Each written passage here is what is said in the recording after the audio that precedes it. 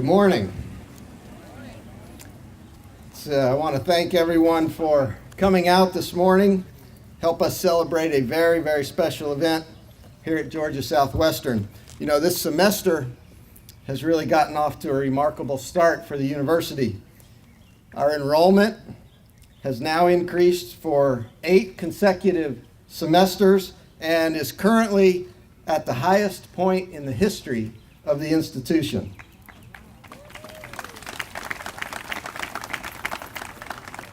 One of our faculty members, Associate Professor of Music, Dr. Mark Laughlin, has been named a quarterfinalist for the 2018 Music Educator Award by the Recording Academy and Grammy Museum.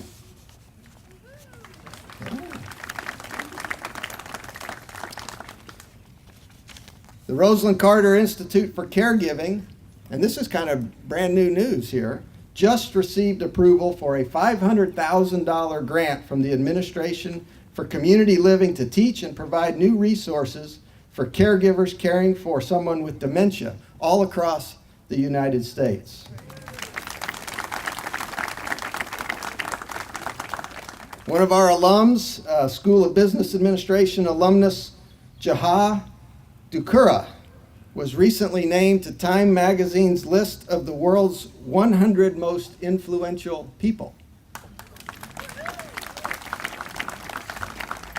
And every single graduate of our family nurse practitioner program has passed their national certification exam on the first attempt. 100% pass rate. So my first 8 weeks here have been pretty good. But today is another special day here at the university. Today we are gathered to dedicate a new addition to our campus, an addition that is both symbolic and extraordinary in its purpose.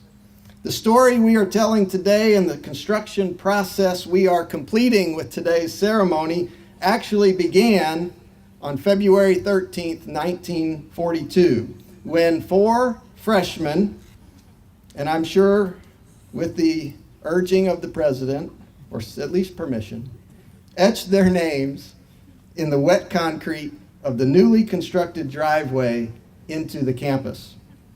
Now, I doubt that anyone back there in 1942 thought that we would be here today in 2017. And I doubt that they could even speculate on the impact that one of those individuals would have on the world. But I'm certain that they understood in 1942 that the entrance to this university meant opportunity for students, just as it does today. And just as it was then, it is today. We never know what might become of the young men and women who choose to attend Georgia Southwestern.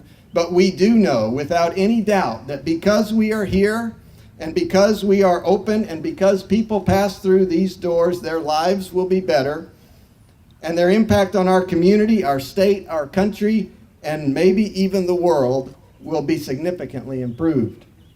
So this presidential plaza was built earlier this year to not only honor a very special man, but to also serve as a reminder to all of us, faculty and students alike, as we enter here each day, that you will never know how far your impact may reach or how far the people who enter here may go. But our story doesn't end there. As you all know, one of those 4 former students to sign their names in concrete at Georgia Southwestern College at the time was from Plains, Georgia, and would go on to be a husband, father, lieutenant, naval lieutenant, governor of the great state of Georgia, the 39th president of the United States, and a Nobel Peace Prize winner. And so we are honored to have former President Jimmy Carter and Mrs. Rosalynn Carter here with us today.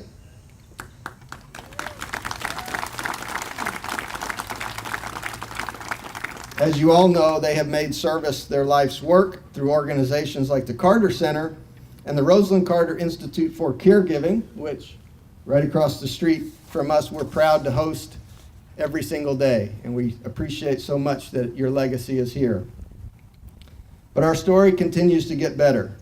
Also joining us today on the front row are family members from a former president of Georgia Southwestern College, former President Peyton Jacob, who served this institution from 1934 to 1948. With us today are James and Margaret Fite, granddaughter of President Jacob, her son, Mark, and his son, Peyton Jacob Fite, named in honor of his great-grandfather, the president who was here and started this whole story that we're wrapping up today. So I want to recognize a few of the folks who have joined us today. First, from Senator David Perdue's office, Miss Kathy Burns. From U.S. Congressman Sanford Bishop's office, Kenneth Cutts. State Representative Bill McGowan. Our great state senator, Freddie Powell Sims. The District 2 representative on the State Board of Education, Mike Chokas. And our great friend, the Mayor of Americus, Barry Blunt. I also want to thank Mike Weldon of M&D Masonry for the construction of this plaza, Jim Melvin and his son James of Simply Elegant Landscaping, who are responsible not only for the landscaping here, but of the other entrances to the university. We appreciate it very much. Thank you all. And I also want to thank these guys work incredibly hard. The guys that work here every day, making sure our campus looks fantastic for us every single day. They were out here when the hurricane came to see us. They were out here on Monday keeping this place looking good, and they were here this morning making this place look good. And I just want them to know we appreciate all they do for our campus every single day and making us feel at home right here on our campus. So thank you guys. With that, it is certainly my privilege to welcome President Jimmy Carter to come and make some comments, and for me to say thank you to him for the legacy he has left at Georgia Southwestern State University.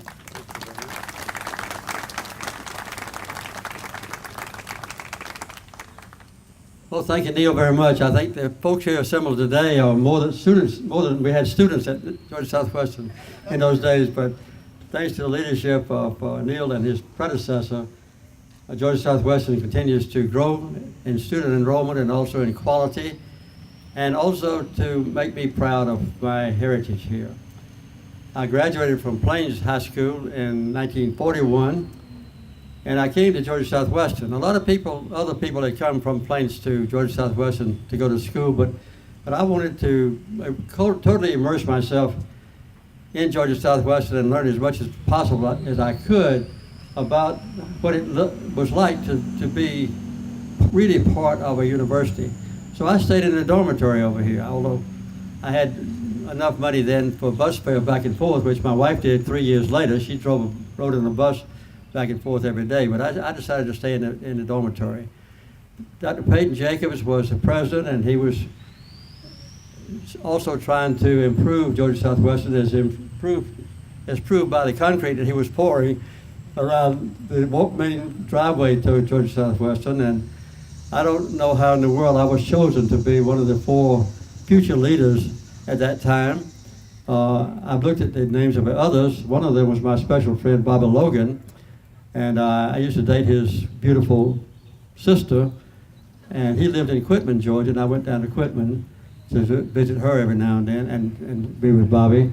And another one was from DeSoto, Georgia, in Sept County. Another one of the 4 was from Atlanta, I believe, McCray. Anyway, we were close friends here.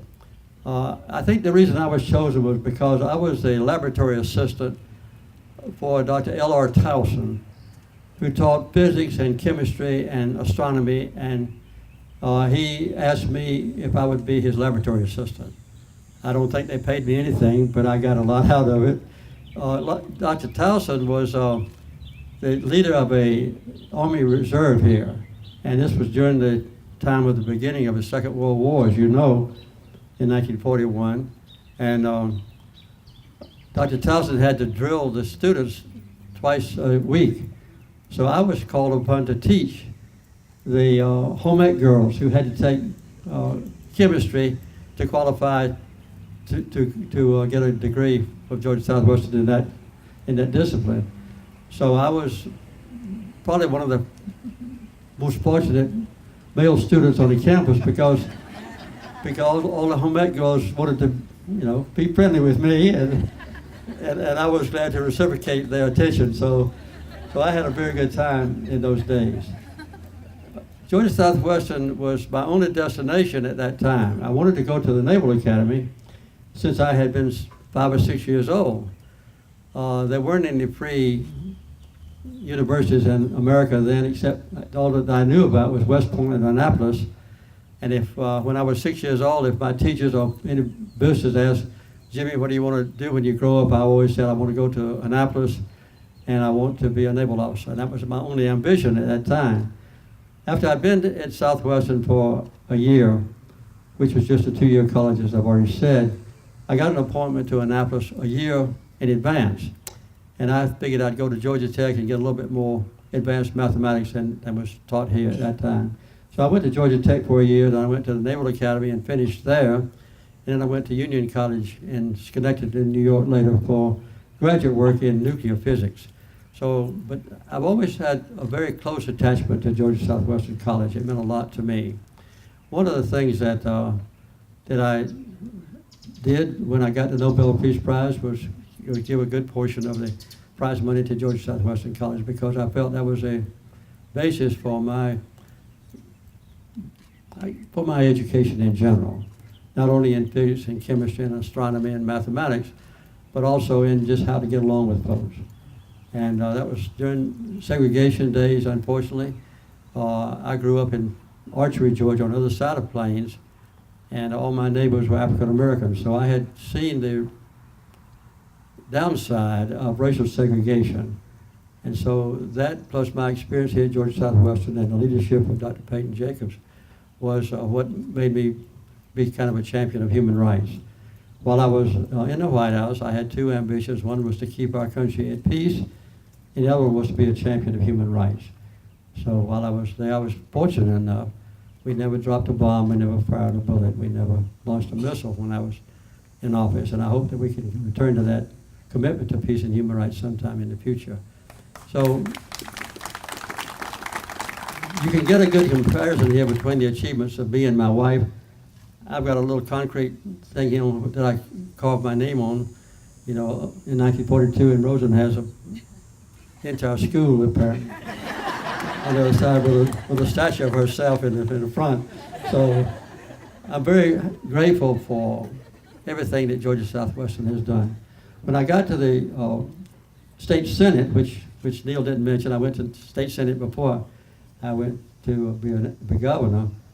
When I got there, I was my only request was to be on the education committee, and it was a new senate that was inaugurated, you might say, sworn in 1963. I was elected in 62, and so I had a chance to request my committee assignment, and we didn't have a university subcommittee, so I asked to be put on the university subcommittee, and I was chairman of that subcommittee at the Georgia Senate. And the only four-year college near here at that time was Auburn University in Alabama. We didn't have a four-year college or university component in Southwest Georgia. And my number one goal in my first 2 years in the Georgia Senate was to get a four-year college in Americas. And Bo Calloway was on the Board of Regents, and he was going to make the decision. In fact, he was chairman of the selection committee to choose which one would be a four-year college. And he wanted Columbus College to be the first four-year college down here. But the governor of Georgia at that time, Carl Sanders, he was from Augusta, Georgia, and he wanted a dental school in Augusta. and I had the bill in my pocket. And when Sanders would come to me and say, I want you to help me get a dental school in Augusta, I would say, Governor, I'm fully in favor of it, but I want a four-year college in Americus, Georgia. He said, well, Ocala may want one in Columbus. And so we had a struggle for a number of months, and finally I prevailed, and we got the four-year college approved for Americas. And it's now become a university with the fullest and curriculum that you could want in this area, with a wonderful legacy of total and continued progress. And for that, I'm very proud. I'm glad that I was able to help a little bit financially with my Nobel Prize money, and I'm very glad that I was able to help get Georgia Southwestern promoted from 2 years to 4 years. And I'm also particularly glad that I inherited a wife who also attended Georgia Southwestern College, and now we've had 71 years together, a couple of months, and I would say since both of us are very acutely attuned to Georgia Southwestern College, maybe that'll help keep our marriage together for another year or two. So thank you all for letting me come, and I'm very proud to be part of this ceremony, and I'm very proud of the progress that continues to be made here at my favorite college. Thank you, university. Thank you.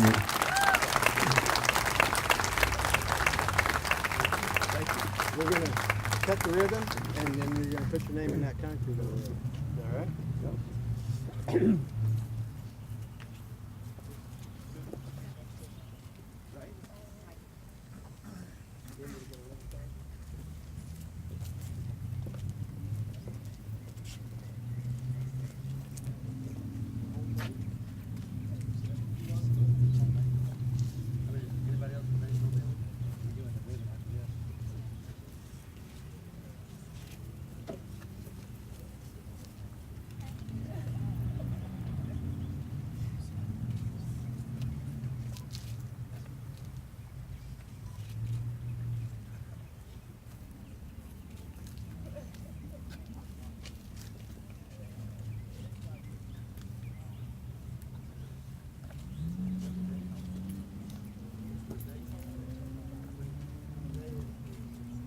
Second.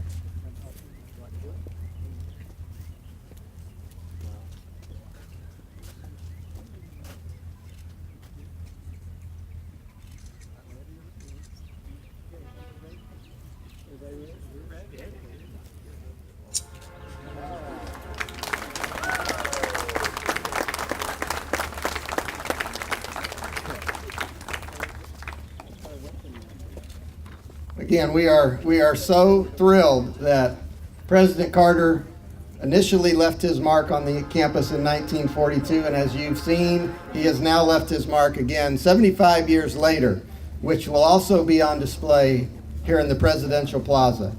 Thank you all again for coming. Hope you've had a good time. We appreciate all of your support for Georgia Southwestern.